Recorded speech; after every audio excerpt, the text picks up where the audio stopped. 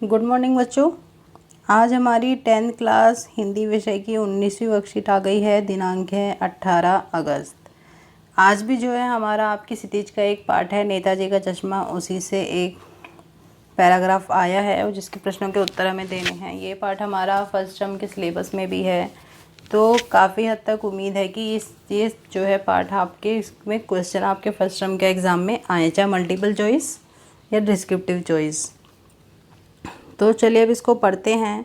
तो आपको थोड़ा सा मैं थोड़ी सी पार्ट की जानकारी दे दूं कि इसमें होता क्या है इस पार्ट में, तब हम आगे पढ़ेंगे, क्योंकि बहुत छोटे छोटे पार्ट्स में यहाँ पर दिया गया है तो पार्ट ऐसे समझ में नहीं आ पाता है।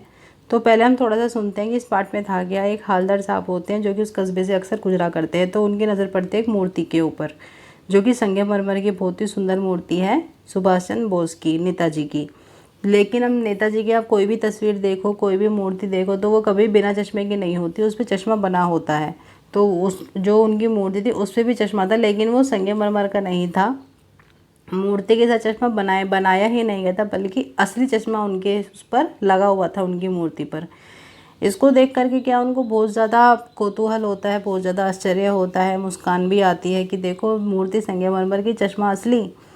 तो अब पहले दिन वो देख के चले जाते हैं, फिर वो दोबारा वहाँ से गुजरते हैं, दोबारा देखते तो अगली बार भी चश्मा होता है लेकिन फ्रेम चेंज होता है।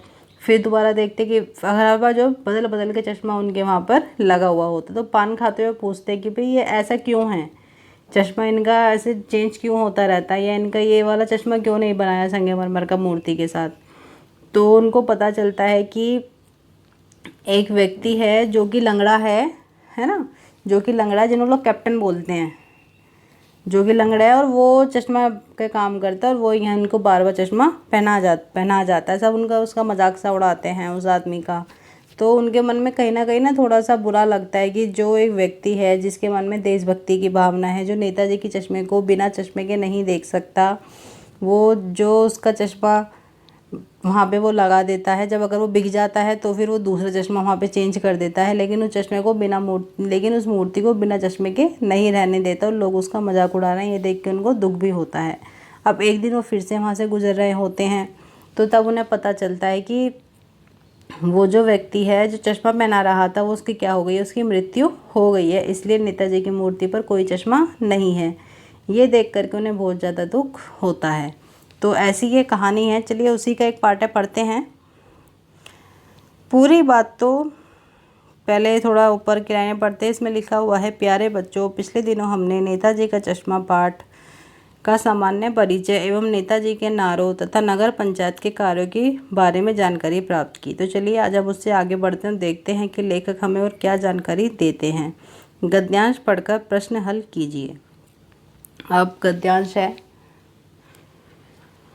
पूरी बात तो अब पता नहीं, लेकिन लगता है देश के अच्छे मूर्तिकारों की जानकारी नहीं होने के और अच्छी मूर्ति की लागत, अनुमान और उपलब्ध बजट से कहीं बहुत ज़्यादा होने के कारण काफ़ी समय ऊहा-पोह चिट्ठी पत्री में बर्बाद हुआ होगा। अब ये मूर्ति बनाने के लिए, कि मूर्ति बनाने से पहले क्या किया होगा कि सकी अच्छे देश में अच्छे कलाकार नहीं होंगे, उनकी अच्छे कलाकारों की जानकारी नहीं होगी, इसकी लागत ज़्यादा आ रही होगी, चिट्ठी पत्री की वजह से, इन सब की वजह से क्या हुआ, मूर्ति लेट हो गई, बर्बाद हुआ होगा। और बोर्ड की शासनावधि समाप्त होने की घड़ियों में किसी स्थानीय कलाकार को ही अवसर देने का निर्णय किया गया होगा। तो वहाँ के किसी लोकल कलाकार या वहाँ का कोई जो प्रसिद्ध कलाकार होगा, स्थानीय कलाकार क्या होते हैं, जो पर्टिकुलर इलाके के प्रसिद्ध कलाकार होते हैं, उनको निर्णय दिया गया होगा।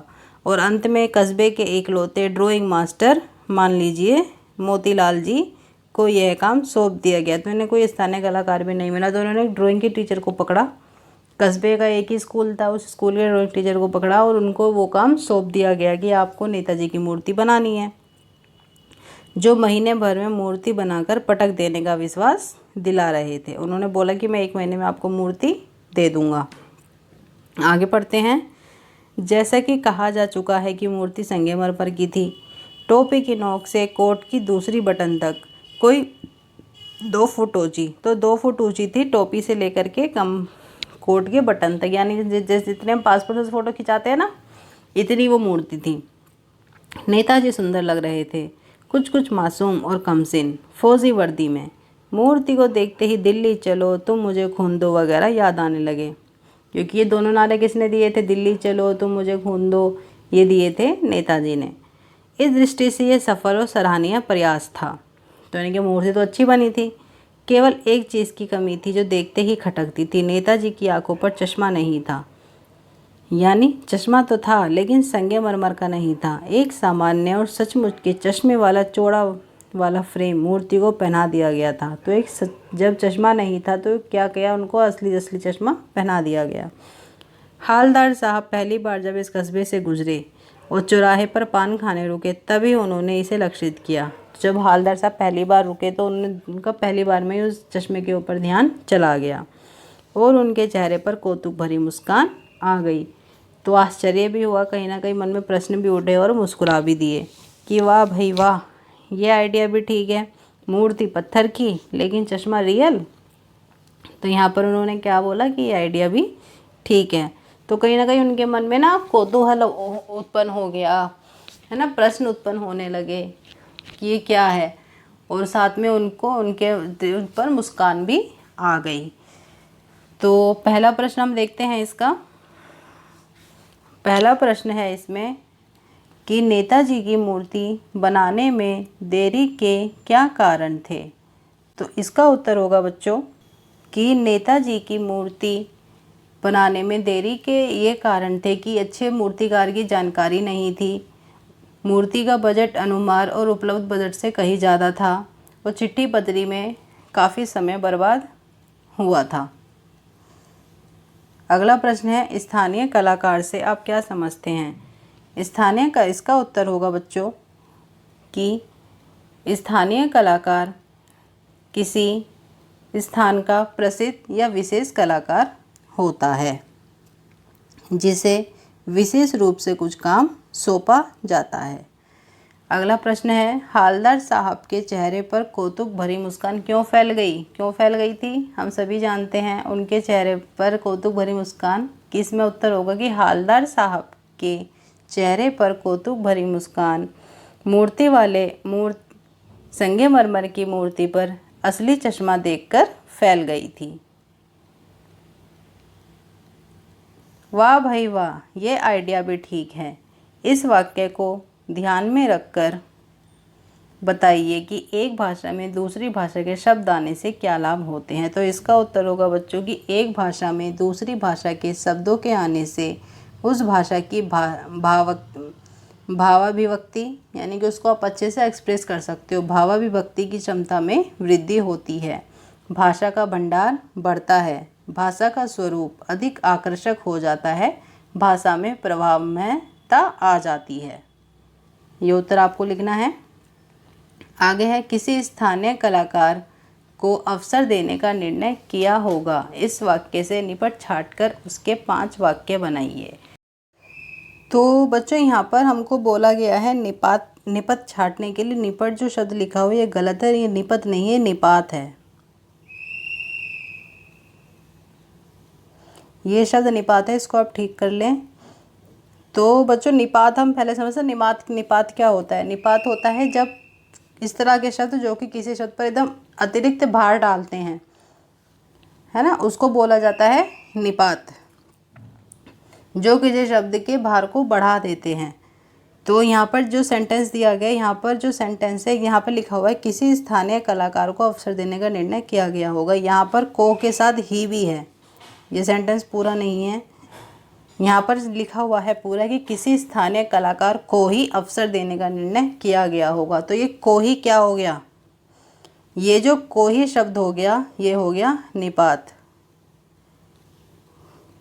तो इसमें ये बोला गया है कि ये जो निपात है इसमें उस निपात को छाटकर, इस वाक्य से निपात छाटकर उससे 5 वाक्य बनाइए। ठीक है, तो निपात हो गया इसमें को ही, जो अतिरिक्त प्रेशर जिससे पड़ता है कि उसको ही ये कार्य दिया गया। तो को ही से क्या हो गया, कार्य के ऊपर प्रेशर बढ़ गया, व्यक्ति के ऊपर प्रेशर आ गया, है ना, इस तरह से। तो को ही से हमको 5 सेंटेंस बनाने हैं। तो हम बना सकते हैं कि राकेश को ही हमेशा अच्छे अंक आते हैं, है ना, उस व्यक्ति को ही यह कार्य करना चाहिए। 2 सेंटेंस हो गए। उसको ही हमेशा क्यों चुना जाता है। 3 सेंटेंस हो गए। इस तरह से 2 सेंटेंस आप और बना सकते हैं कोही से। जैसे सुरेश को ही यह ट्रॉफी पाने का अधिकार है। तो जो कोही जो शब्द है वो यहाँ पर हमारा निपात है। अगला सेंटेंस होगा उसको ही हमेशा पुरस्कार मिलता है। तो यहाँ पर ये हमारे 5 प्रश्न हो गए हैं। अगला है गतिविधि कि नेताजी का नाम सुनकर या उनकी